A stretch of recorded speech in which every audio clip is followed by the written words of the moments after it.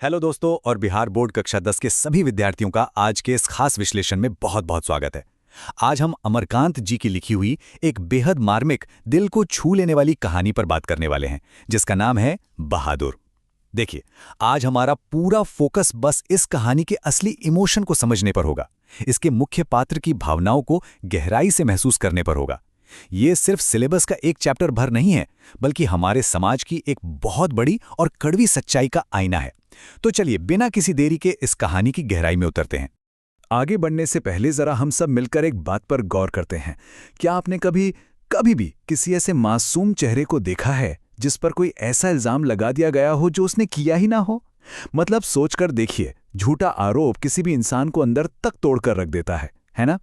और जब यही आरोप किसी छोटे से बेसहारा बच्चे पर लगे तो उस दर्द को शब्दों में बयां करना सच में नामुमकिन सा हो जाता है। बस यही वो दर्द है, यही वो मुख्य बिंदु है जिसके इर्द गिर्द हमारी आज की ये पूरी कहानी घूमती है। यह हमें सोचने पर मजबूर कर देती है कि हमारा समाज कभी कभी इतना निष्ठुर कैसे हो सकता है। तो आइए भाग 1 की तरफ बढ़ते हैं। कहानी की शुरुआत देखते हैं कि आखिर बहादुर का ये सफर शुरू कैसे होता है। तो बात शुरू होती है नेपाल के एक छोटे से गांव से। हमारा जो मुख्य किरदार है बहादुर, जिसका असली नाम वैसे दिल बहादुर है, वो करीब 12-13 साल का एक छोटा सा लड़का है। उसके पिता की मृत्यु एक युद्ध में हो चुकी है और उसकी माँ, खैर, वो स्वभाव से काफी सख्त और गुस्से वाली महिलाएं हैं। होता क्या है कि एक दिन बहादुर अपनी माँ की सबसे प्यारी भैंस को बहुत पीट देता है। अब जाहिर है, जब माँ को ये पता चलता है तो वो गुस्से में आग बबूला हो जाती हैं और बहादुर की खूब पिटाई कर देती हैं। इसी मार और डर की वजह से ये मासूम सा बच्चा घर में रखे बस 2 रुपए चुराता है और अपना गांव हमेशा के लिए छोड़ देता है। वो भागकर एक अनजान शहर में आ जाता है, जहां उसकी किस्मत उसे एक मध्यम वर्गीय परिवार के दरवाजे पर ले आती है। मतलब सोचिए, कुछ ही पलों की घटना ने इस बच्चे का पूरा जीवन कैसे पलट कर रख दिया। अब आते हैं भाग 2 पर, नए घर में जीवन। आखिर बहादुर असल में था कौन और इस नए माहौल में उसका जीवन कैसा था? यहां हमें 2 बिल्कुल अलग तस्वीरें देखने को मिलती हैं। एक तरफ हमारा बहादुर है, जो बेतहाशा मेहनती है, जिसके चेहरे पे हमेशा एक भोली सी प्यारी सी मुस्कान रहती है और जो दिल का एकदम साफ और मासूम है। वो लेखक के घर में एक नौकर के रूप में काम करने आता है। लेकिन दूसरी तरफ वो मध्यम वर्गीय परिवार है। ये लोग काफी आराम पसंद हैं और एक नौकर से बहुत ज्यादा, मतलब असीमित काम की उम्मीद करते हैं। परिवार वालों की सोच बस इतनी है कि कोई उनके सारे काम निपटा दे ताकि वे आराम से बैठे रहें। बहादुर बेचारी जान सुबह उठने से लेकर रात तक घर का सारा काम अकेले करता है और बदले में उसे क्या चाहिए? बस 2 वक्त की रोटी और थोड़ी सी मीठी बातें। ये स्थिति हमारे समाज के 2 अलग-अलग वर्गों के बीच के अंतर को, उस गहरी खाई को बहुत ही शानदार तरीके से बेनकाब करती है। सच कहूं तो शुरुआत में बहादुर के आने से उस घर का माहौल एकदम से बदल गया था। उसकी हंसी से ना जैसे घर में एक नई जान सी आ गई थी। वो छोटा सा बच्चा रात को जब अपना सारा काम खत्म कर लेता था तो अपनी वो गोल सी नेपाली टोपी पहनकर बहुत ही धीमे धीमे सुरों में कोई पहाड़ी गीत गुनगुनाता था।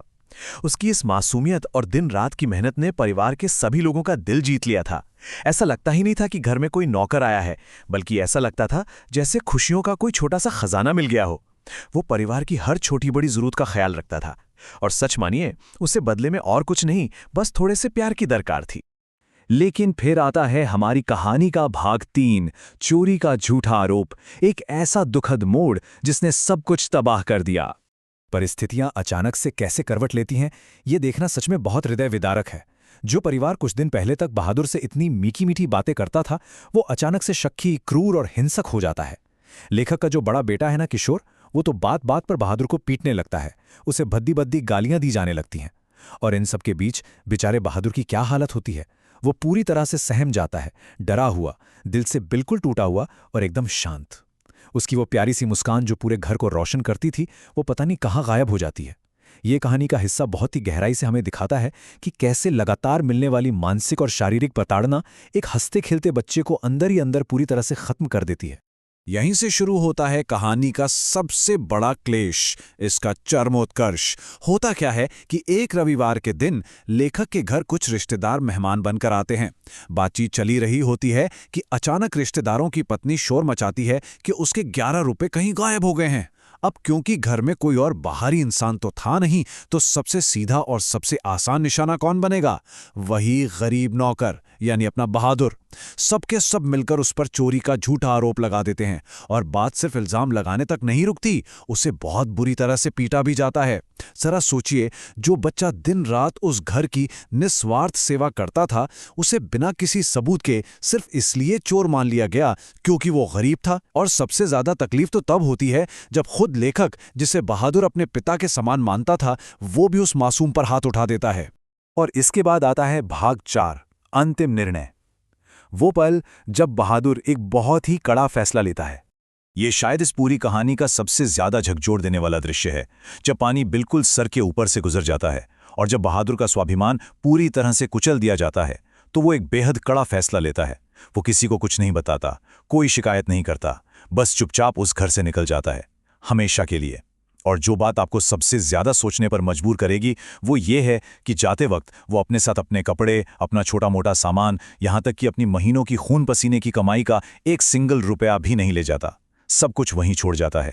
उसका एक कदम छींक छींक कर इस बात का प्रमाण देता है कि गरीबी का मतलब ये कतई नहीं है कि इंसान के अंदर स्वाभिमान नहीं होता।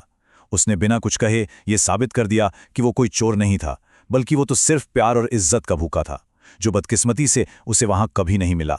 बहादुर के अचानक चले जाने के बाद ही परिवार को उसकी असली अहमियत का, उसकी कमी का एहसास होता है। उसके जाने के बाद उस घर में एक अजीब सा भारी सन्नाटा और बहुत ही गहरा पछतावा छा जाता है। परिवार वालों को ये साफ समझ आ जाता है कि उनके वो रिश्तेदार बिल्कुल झूठे थे और उनका बहादुर वो पूरी तरह से निर्दोष था। लेकिन दोस्तों, अब पछताए होत क्या जब चिड़िया चुग गई खेत। अब बहुत देर हो चुकी थी। वे अपने ही उस क्रूर और अमानवीय व्यवहार के भारी बोझ तले दब जाते हैं। लेखक और उनके परिवार का ये अपराध बोध हमें एक बहुत बड़ा सबक सिखाता है कि किसी भी इंसान के साथ, खासकर जो गरीब है, बेसहारा है, उसके साथ बिना सोचे समझे किया गया बुरा बर्ताव बाद में जिंदगी भर की आत्मग्लानि का कारण बन सकता है। अब हम इस विश्लेषण के आखिरी पड़ाव पर हैं। भाग 5, निष्कर्ष और हमारा शैक्षिक संदेश। अगर हम कक्षा 10 के हिंदी पाठ्यक्रम और आपकी परीक्षाओं के नजरिए से देखें, तो इस कहानी में मुख्य रूप से 4 बड़े विषय निकल कर आते हैं, जिन्हें समझना बहुत जरूरी है। पहला, अमरकांत जी ने इस कहानी के जरिए समाज के वर्ग भेद को, यानी अमीर और गरीब के बीच की उस गहरी खाई को बहुत स्पष्ट रूप से दिखाया है। दूसरा है बाल श्रम और मासूमियत का शोषण, जो बताता है कि कैसे बचपन छिन जाता है। तीसरा अहम विषय है झूठे आरोपों की पीड़ा, जो ये साबित करता है कि हमारा समाज अक्सर सबसे कमजोर को ही अपना निशाना बनाता है। और अंत में अपराध बोध का बोझ, जो हमें ये सिखाता है कि गलत करने वाले को आखिर में अपनी गलती का भारी पछतावा जरूर होता है। तो एग्जाम्स में अच्छे मार्क्स लाने के लिए आपको इन चारों पॉइंट्स की गहराई को समझना और याद रखना बिल्कुल जरूरी है। तो दोस्तों, ये विश्लेषण सिर्फ एक कहानी का सारांश नहीं था, बल्कि हम सभी के लिए, पूरे समाज के लिए एक बहुत बड़ा सबक था। हमें पूरी उम्मीद है कि बहादुर की ये बेहद इमोशनल और शैक्षिक कहानी आप सभी विद्यार्थियों को बहुत अच्छी तरह से समझ आ गई होगी और सीधे आपके दिल तक पहुंची होगी। अब कक्षा 10 की ऐसी ही और बेहतरीन, ज्ञानवर्धक और शानदार सामग्री के लिए अभी के अभी बिहार बोर्ड रैंक 1 चैनल को सब्सक्राइब कर लीजिए। इस शानदार विश्लेषण को लाइक करें और हाँ, अपने सभी दोस्तों और सहपाठियों के साथ इसे शेयर करना बिल्कुल मत भूलिएगा, ताकि हर कोई अपनी परीक्षा में एकदम बेहतरीन प्रदर्शन कर सके। बिहार बोर्ड रैंक 1 के साथ हमेशा जुड़े रहें और ऐसे ही मन लगाकर सीखते रहें।